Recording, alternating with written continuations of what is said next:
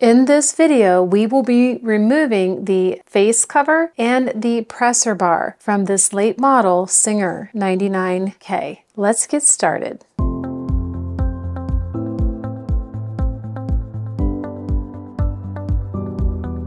So before we can remove the presser bar, which is this right here, from this 99, we need to remove the face cover here. And there are two things that we need to undo. First, this little thumb screw here. We just take it off, you can set it aside. And then we need to remove the screw right here. This is what holds the face plate in place. So we just turn this left to loosen. And I want to take this screw all the way out. You don't have to remove the nose cover. See, you can just slide it off, but I do want to take it all the way out. But I haven't looked inside here yet. So first, let's just take a look. That is disgusting. I'm pretty sure this has not been taken apart for a very long time. So this little screw here, we can take it out the rest of the way. We want to set it aside with the face cover here, as well as the little thumb screw. Keep them all together. Now, what we're going to do in this video is remove the whole presser bar system. So where do we start when we want to take the presser bar out of this Singer 99? We have this thumb screw here, which regulates the pressure that's put onto the presser foot itself. We can go ahead and remove the presser foot now. There's a little thumb screw here. We're just going to loosen it. And I have noticed on this particular machine that almost everything is stuck. So I'm going to use my special pliers. They have these nylon grips, so they're not going to damage the thumb screw. I'm just going to grip it, and I'm going to turn it a couple times and get it moving. Now I should be able to loosen this by hand. There we go. So what we have here is the presser foot and the thumb screw. We're going to set those aside. So the next thing we're going to do is we're going to remove this thumb screw on the top of the machine. Let me show you. Right here. This thumb screw actually controls the pressure on the presser foot, and it is left to loosen. And I want to take it all the way out. Here we go. Here's the thumb screw that screws into the top of the machine. There's a little hole in the top of this where this spring for the presser bar actually fits up inside. Let's lay this aside. And the next thing that we're going to do is remove that spring. And it's going to come right out of the hole here in the top. Sometimes these springs can actually be stuck down inside the presser bar. So you don't just want to pull it out the top. Truly, you really don't want to do that, because if you pull on it and it's stuck down inside the presser bar, you're going to stretch out that spring. So what I do is I twist it a couple times to see if I cannot break it free. And then there we go. That is breaking free now. I'm not stretching out the spring that's right here. The other thing you could do if it's stuck down inside is using your penetrating oil, drop a couple drops down inside the presser bar and let it soak for a minute. It will help break it free. This is so gunky and dirty inside. I am not surprised at all that it was stuck, but it's just going to pull up right out of the top. This I'm going to wipe down right away.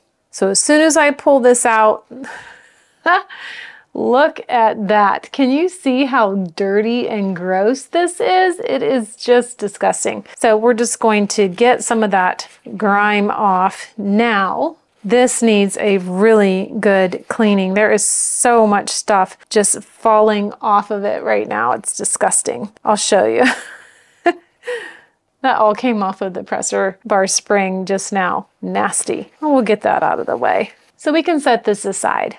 Now, this presser bar is clamped in with a little clamping screw. It clamps into something that is called the presser bar lifting bracket, but it's actually screwed through right here on the slack thread regulator, which is this piece right here. So if I want to unclamp this presser bar, I need to loosen this screw right here. That's going through the slack thread regulator into the presser bar lifting bracket. And since the spring is out, we don't really have any pressure on that bracket to help it go up and down. But we want to loosen this screw right here.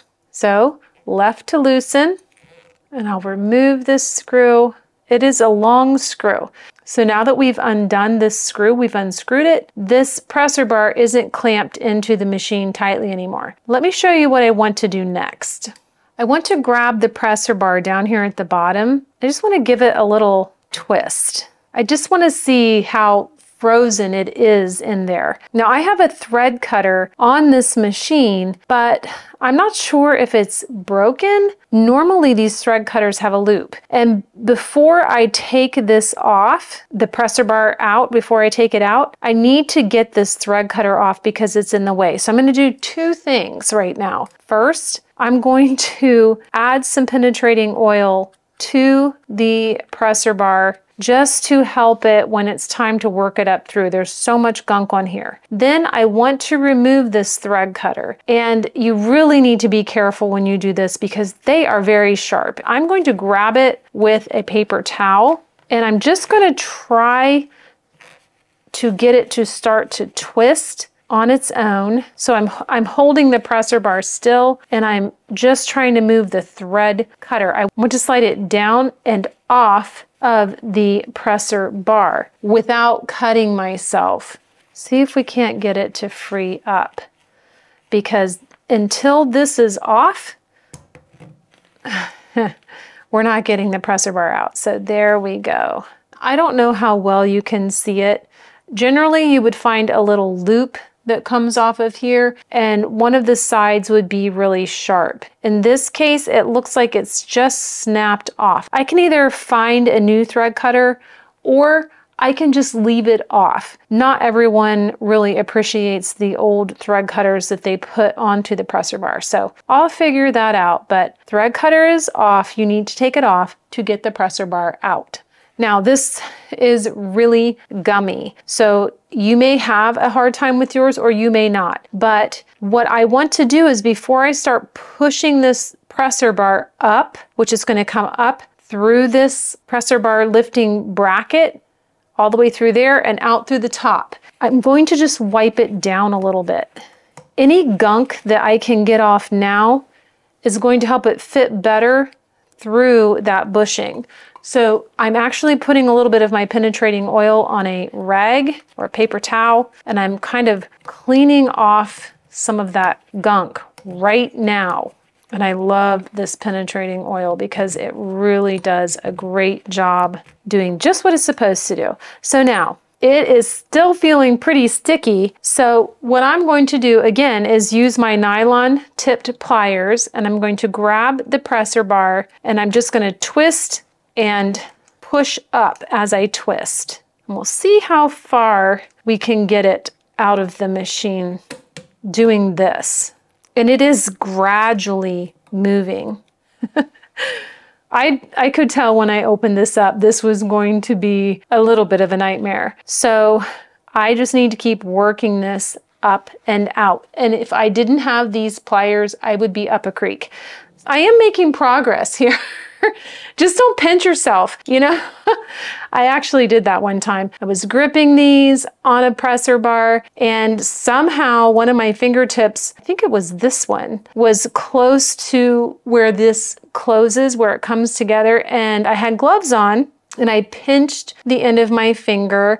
It cut it and I did not get the feeling back in my fingertip for a couple months. So be careful. You should never injure yourself over a sewing machine. So I'm just twisting and pulling up, and this is going to free up. It's slowly making its way up and out. See that? We're free. It's butting up against this opening here. It's almost to a point where I can grab it from the top now. I can see it just starting to protrude out of the top. But I am not damaging this presser bar and I'm not bending it, which is my main goal at this point, besides getting it out. There we go.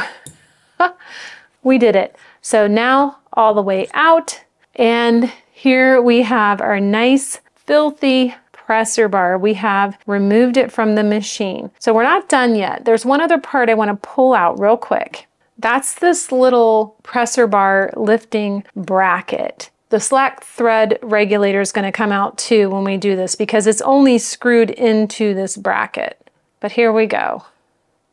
Slack thread regulator. It actually screws to this bracket. So that's why we had to unscrew it now if we wanted to get this bracket out. So I'm going to go ahead and set this aside with my presser bar parts because they're all going to go in together.